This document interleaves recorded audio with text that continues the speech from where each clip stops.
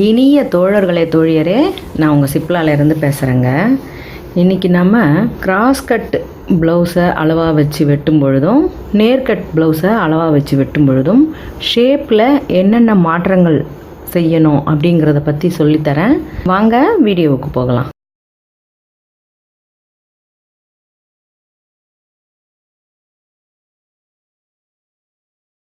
இப்போ இந்த ப்ளவுஸ் வந்து நேர்கட்டு ப்ளவுஸ், ஆனாலும் ஷேப்பு ரொம்பவே பர்ஃபெக்டாக இருக்கும். நேர்கட்டு கிராஸ் கட்டுன்றது நம்ம இங்கே பார்த்தோம்னாலே நமக்கு தெரிஞ்சிடும். அதாவது ஷோல்டருக்கு கீழே இந்த ஃப்ரண்ட்டில் கிராஸ் கட்டுங்கிறது ஃப்ரண்ட்டு பீஸ் மட்டும்தான் மாற்றி வைப்போம்.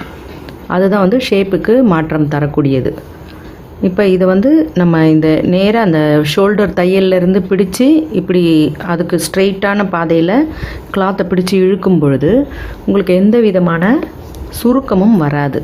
அதே மாதிரி இதனுடைய எதிர்ப்புறத்தில் இப்படி வச்சு இழுத்தீங்கனாலும் அந்த சுருக்கம்லாம் வராமல் துணி வந்து நல்லாவே உங்களுக்கு விரிவாக ஆகும். அதுவே உங்களுக்கு கிராஸ் கட்டில் செய்யும் பொழுது இப்போ இதே தான் இந்த ஷோல்டர் கிட்டேருந்து இப்படி இழுக்கிறோம். ஷோல்டர் கிட்டேருந்து அதே மாதிரியே இப்படி கையை இப்படி வச்சுட்டு இப்படி இழுக்கும் பொழுது உங்களுக்கு எவ்வளோ சுருக்கங்கள் வருது பாருங்கள். அதே மாதிரி இந்த எதிர்ப்புறத்துலேருந்து இப்படி இழுத்தோம்னாலும் அந்த சுருக்கம் வரும். இதுவே வந்து இந்த கிராஸ்லேருந்து இழுக்கும் பொழுது உங்களுக்கு சமநிலையில் இருக்கும். அப்போ இந்த கிளாத் வந்து கிராஸ் பீஸ் போட்டு தைச்சிருக்காங்க அப்படின்னு அர்த்தம். இப்போ ஷோல்டர் கிட்டேருந்து நாம் இது ரெண்டுமே வந்து ஒரே ஆளோடது தான். ஆனால் இந்த நான் ஷோல்டர் கிட்டேருந்து இந்த கச்சோலி கட்டு வரைக்கும் இங்கே எடுக்கக்கூடிய அளவு ரெண்டுத்துக்கும் வித்தியாசப்படும். இப்போ ரெண்டையுமே அந்த ஷோல்டர் ஜாயின்லேருந்து நம்ம வச்சு சரியாக பார்க்கும்பொழுது இந்த கிராஸ் பீஸ் மட்டும் உங்களுக்கு கொஞ்சம் வளைஞ்சு நெளிஞ்சு கொஞ்சம் அதாவது ஸ்ட்ரெச் மாதிரி நீளமாக வரும். ஆனால் அந்த ஷேப்போட டாட் பிடிக்கிற இடம் பார்த்திங்கன்னா இதில் உங்களுக்கு சாதாரண நேர்கட்டில் வந்து 1 இன்ச்சு மேலே இருக்கும். நம்ம அந்த டாட்டோட எண்டு 1 இன்ச்சு மேலே இருக்கும். ஆனால் இந்த கிராஸ் கட்டில் 1 இன்ச்சு கீழே அந்த டாட்டு முடியுது. தெரியுதுங்களா?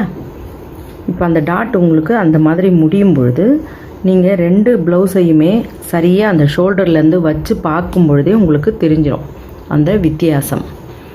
இந்த மாதிரி முடியும். பிறகு இந்த டாட்டுடைய உயரம் வந்து ரெண்டுத்துக்குமே சம அளவில் தான் இருக்கும். ஆனால் கிராஸ் கட்டோட துணி மட்டும் கீழே லென்த்தாக தெரியுது பாருங்கள், 1 இன்ச்சு நீளமாக இருக்கும். ஆனால் இங்கேருந்து நம்ம கரெக்டாக வச்சு பார்த்தோம்னா இந்த ஷேப்போட அந்த அளவு ரெண்டுத்துலேயும் ஒரே மாதிரி தான் இருக்கும்.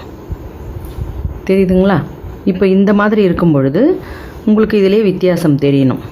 பிறகு இந்த லென்த்து, அதாவது இந்த டாட்டோட லென்த்து ரெண்டுத்துக்கும் ஒரே மாதிரி வந்தாலும் இந்த இழுக்கிற அந்த திறமையினால் அந்த துணி வந்து இழுக்கிற திறன் இருக்கிறதால உங்களுக்கு இந்த ஷேப்பு வந்து கொஞ்சம் கீழே இறங்கின மாதிரி தான் இருக்கும். ஆனால் உடம்புல போட்டால் இது சரியாக இருக்கும்.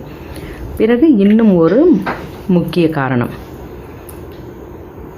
இந்த அகலம் பார்த்திங்கன்னா தெரியும். மெயின் டாட்டோட அளவு சாதா கட்டில் நம்ம பிடிக்கிற அளவை விடவுமே கிராஸ் கட்டில் ஒரு 1/4 இன்ச்சு குறைவாக பிடிக்கணும். புரியுதுங்களா? இதுக்கும் அதுக்குமே உங்களுக்கு வித்தியாசம் வரும். இந்த முனையில் வச்சு பார்த்தீங்கன்னா உங்களுக்கு தெரிஞ்சிடும். முனையில் சரியாக வச்சு பார்க்க முடியலன்னா இது எந்த அளவில் பிடிக்கிறீங்களோ அந்த அளவுலேயே இதை வச்சு பாருங்கள். இப்படி வச்சு பார்த்தீங்கனாலே உங்களுக்கு இந்த டாட்டு இங்கே இருக்குது, இந்த டாட்டு அதோடைய ஒரு 1/4 இன்ச்சு குறைவான இடத்துல இங்கே பிடிச்சிருக்கு. ஏன்னா இந்த அளவுக்கே நீங்கள் பிடிச்சிங்கன்னா இது ரொம்ப ஓவரான கூர்மை வந்துடும்.